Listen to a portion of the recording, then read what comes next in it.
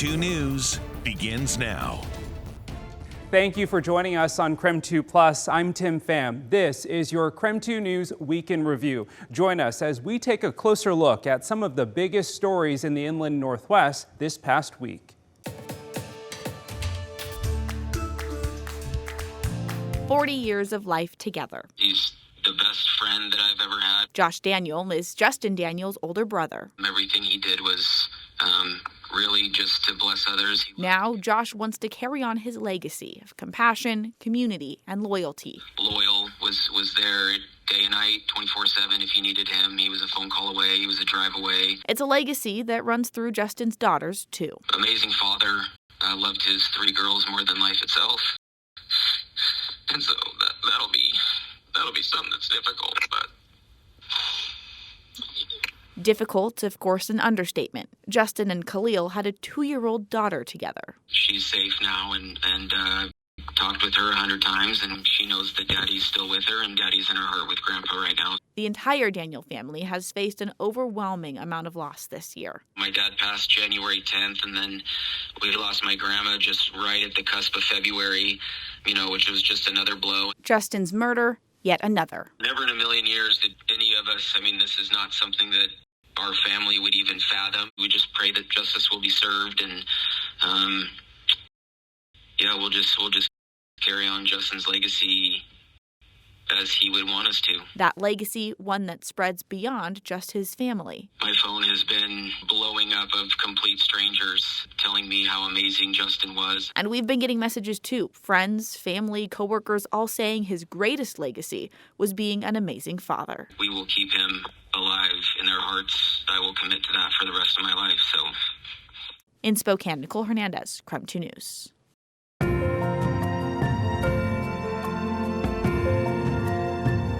As you can imagine, this process is the last thing the Freeman community wants to go through again. The date for Caleb Sharp's resentencing hasn't been scheduled yet, but when it is, the case will return to Spokane County Superior Court. 2 years ago, Caleb Sharp pleaded guilty to first-degree murder, 3 counts of attempted first-degree murder, and second-degree assault. The Washington Court of Appeals says his 40-year sentence tied to the first-degree murder conviction is too long. This is based on state law the legislature updated last year. It says anyone convicted of aggravated first-degree murder for an offense committed before the age of 16 shall be sentenced to a mandatory minimum of 25 years in prison. Sharp was 15 years old when he fired a gun at his Freeman High School classmates in 2017. The Court of Appeals document filed today says the state agrees the current 40-year sentence exceeds the updated statute. Whenever there's a resentencing, it's really difficult for victims, for victim family. Retired criminal defense attorney Jeffrey Feiner recently represented a defendant in their 3rd resentencing earlier this month. Right now, Washington state juvenile sentencing laws are in flux, which he says makes it challenging for attorneys and judges to keep up. I don't know if we've seen the last of the amendments, but each resentencing multiplied by the dozens and dozens across the state, I think puts a burden on the court and the families, but justice has to be served. The memory of it has not faded. I hear the shots, and I see the students rushing into my room to get to safety. At 15 years old, I thought I was going to die in a classroom full of my best friends. Victim impact statements during Sharp's first sentencing lasted weeks. The Spokane County Prosecutor's Office says while we may hear these statements again, they may not be scheduled as long. Now, there are still many questions about what to expect in this hearing. Former Judge Michael Price is presided over this case, and he is now retired. The Spokane County Prosecutor's Office told me it's too early to say if he will return for the resentencing or if the case will go before a new judge. Amanda Rowley, KREM 2 News.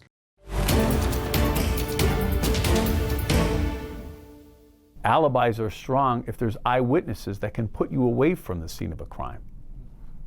That's not this alibi. Brian Koberger's alibi is weak, according to former Luzerne County Assistant District Attorney Jarrett Ferrantino. The document, which was filed by Koberger's defense team earlier this week, states that he spent a lot of time running, hiking, and driving around after moving to Pullman, Washington in June of 2022. His lawyers claim Kohberger took a particular interest in Waihi Park, which is where the Monroe County native claims he was the night of the murder, looking at the moon and the stars, about 30 miles away from where the murders took place in Moscow, Idaho. Ferrantino thinks prosecutors will be able to pick apart Kohberger's alibi. It doesn't say Brian Kohberger was back in Washington in bed and asleep. It says he was in his 2015 white Hyundai out and about.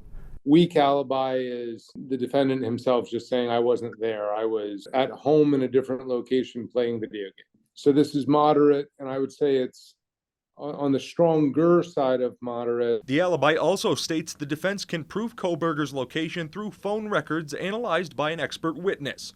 A piece longtime defense attorney Brett Regal of Monroe County thinks could help the accused killer's case. If the data shows the phone was moving around in a pattern that's consistent with somebody driving around sort of aimlessly, that might be helpful to him, more so than if it's data that suggests the phone went to a particular location and was there. With the release of the alibi, one thing both former prosecutor Ferrantino and defense attorney Regal agree on is it could be a while before Kohberger goes to trial. A case like this that's receiving, statewide, region-wide, nationwide, and possibly even international attention, it's going to take a bit longer to find an unbiased, impartial jury. This case is not going to go to trial for a significantly long time. This is going to be delayed at least until the summer of 2025, as I see it.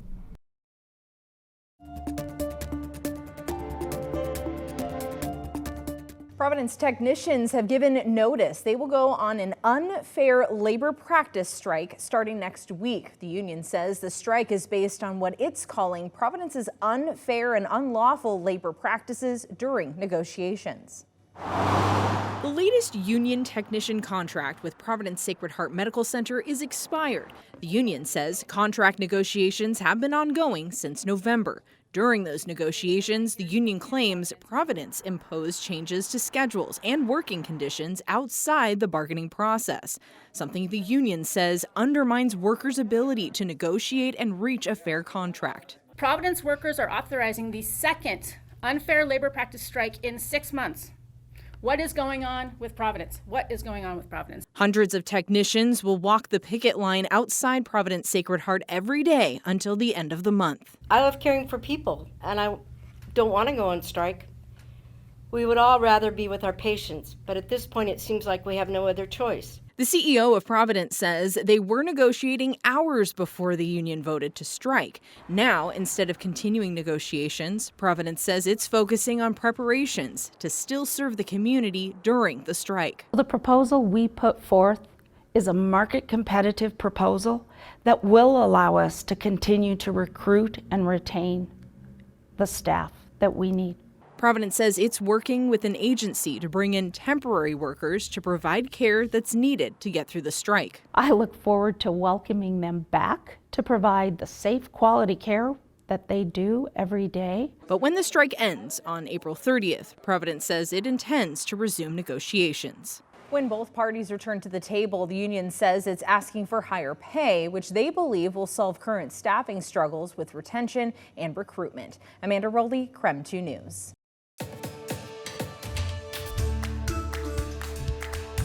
It's taken more than a year and a half, but Spokane police finally released details along with body cam video of the shooting that killed Robert Bradley. The independent investigation led by the Spokane County Sheriff's Office is now complete.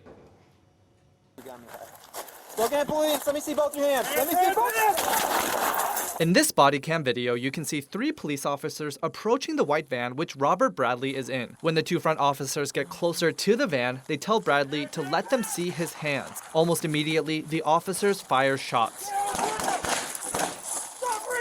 Police say they shot and killed Bradley because they thought Bradley was reaching for his weapon. Robert's movements were consistent with someone taking a slightly crouched shooting stance and presenting and/or aiming a pistol. This is video from the night of the shooting. Police say they came to Robert Bradley's home the night of September 4th, 2022 to serve a temporary protection order and an order to surrender firearms. Police say the order was issued after one of Bradley's neighbors felt threatened. There was an allegation that Bradley threatened Scott and his juvenile son with a firearm. When police officers arrived at the home to serve him the orders, they found Bradley standing outside the passenger door of his van in an alley behind his home. So as officers approach Bradley, Corporal Johnson announces in a very clear and direct manner, "Spokane Police, let me see both your hands." KREM 2 interviewed Robert Bradley's girlfriend shortly after the shooting in 2022. We were camping, so he was bringing the guns inside from the van. Sarah McLaughlin says Bradley showed no signs of aggression towards police. Digging through there looking for something, and he sits up, hands empty. Before he even has time to put his hands up, he's dodging bullets. Police say there was another important part of the investigation that led to the prosecutor's decision that the shooting was justified. Forensics on Bradley's pistol showed a bullet from one of the officer's guns hit Bradley's pistol chamber. Simply speaking, physics, a gun has to be pointed at another gun for that to occur. Bradley's pistol was recovered from under his van at the scene. Police say that Bradley never fired any shots.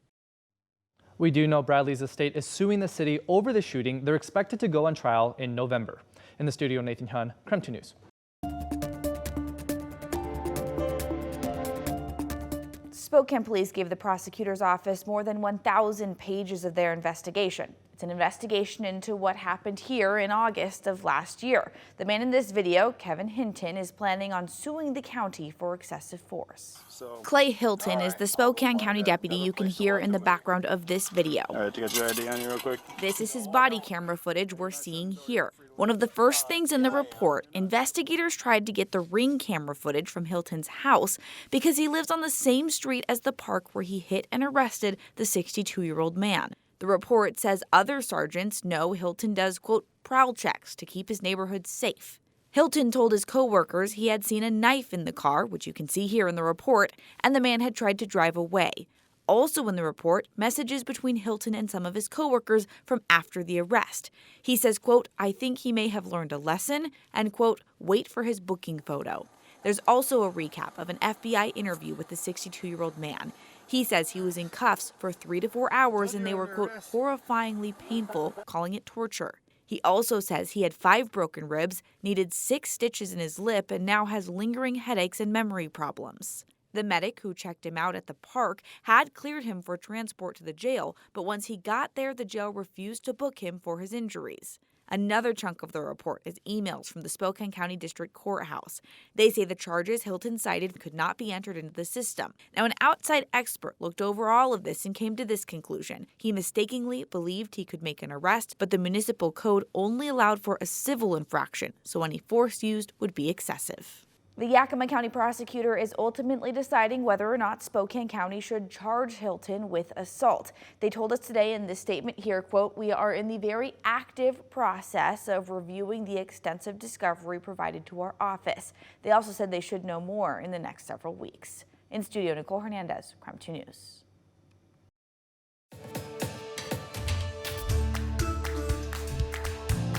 I'm on Sunset Frontage Road, right off of Sunset Boulevard here in Airway Heights. The incident happened more than a week ago, but police tape is still up, and this is where investigators say a man got thrown through the fence and into a tree after being hit by his own truck.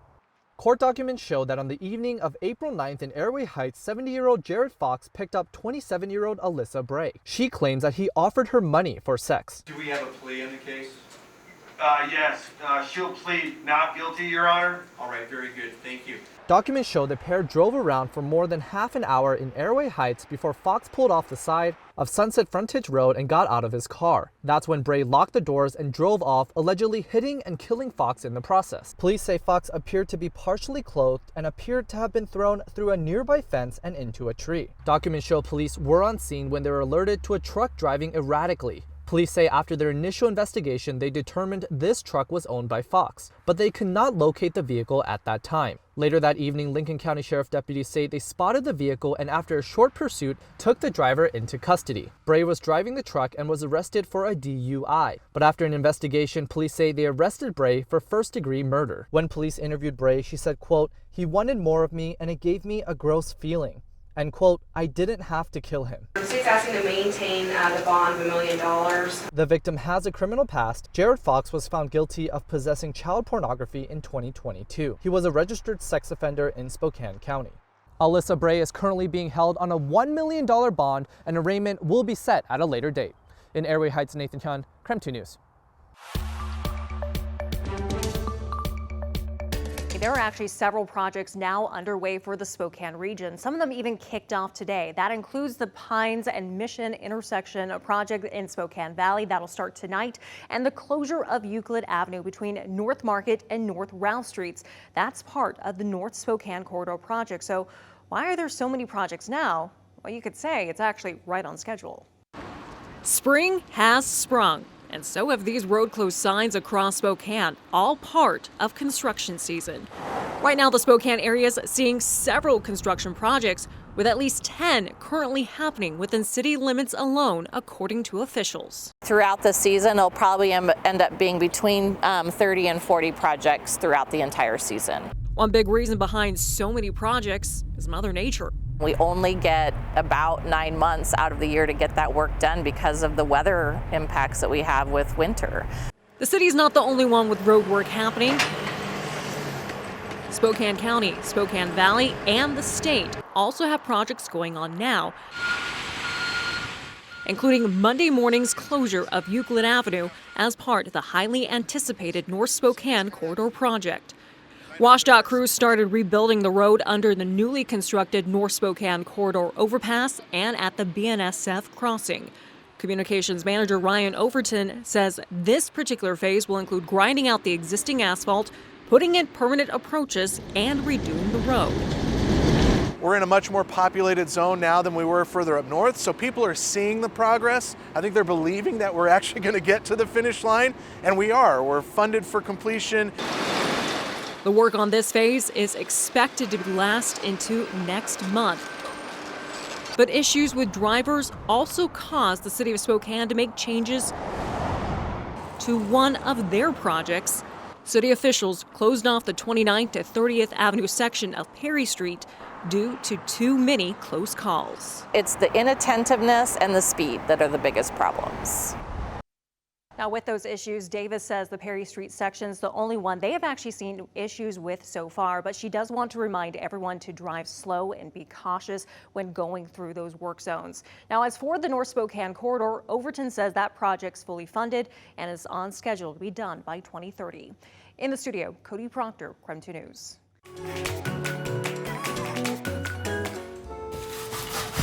You know, a lot of people say that food is a love language. You tap on the bottom. This one took 40 minutes to make. Think about it. Pair the right ingredients together and you can bring out all types of emotions. The sourdough starter itself is really just flour and water. Stacey Kearney can show you better than I can tell you though. You shake it a little. She's an artisan baker, a sourdough preservationist, but you may simply know of her as Lucky Lady Bread. This sourdough starter went over the Oregon Trail in 1847 with Basque sheep farmers, with Carl Griffith's family, who is the original giver of the sourdough starter. Right now, Stacey is one of only 2 people keeping a legacy alive that dates back to the 19th century. That's part of the magic of bread. Inside of her home bakery, she possesses the key to fresh loaves of bread that will be baked across the country. But during the pandemics, when I really got interested in joining the society. Before he passed away in 2000, Carl Griffith would share and mail out his long-lasting family starter with anyone who was interested, a responsibility Stacey has now walked into, spending countless hours of getting the starter prepped, allowing it the time and space to rise, taking every necessary step to make sure the tradition carries on. They send you back sourdough starter. I'm so excited. Earlier this year, the Oregon Trail starter went viral on TikTok. It has been every day since January 20th was the first big box I received. All you have to do is go to carlsfriends.net, read the instructions, send a letter, and a few weeks later, you'll get everything you need for those beautiful, beautiful carbs. Breaking bread is a phrase for a reason because we connect, there's tradition behind it, there's community behind it, and so for me, that's what attracted me to baking bread. And perhaps her favorite part about this whole starter experience is slowing down, and filling thousands of empty envelopes for people excited to learn. And you can mix it with flour and water and it will grow. And so it's kind of like I'm giving you the seed to start your own starter. And it's perpetual, it never dies. As long as you feed it, it will make you bread for the rest of your life. From Spokane. And then I fill, and then I fill. Brandon T. Jones, KREM 2 News. Thank you for joining us on KREM 2 Plus for a look at some of the biggest news stories of the past week. For the most current news throughout the weekend, you can watch our latest newscast here on KREM 2 Plus. Just look for it at the bottom of the navigation menu. I'm Tim Pham. Thanks for watching.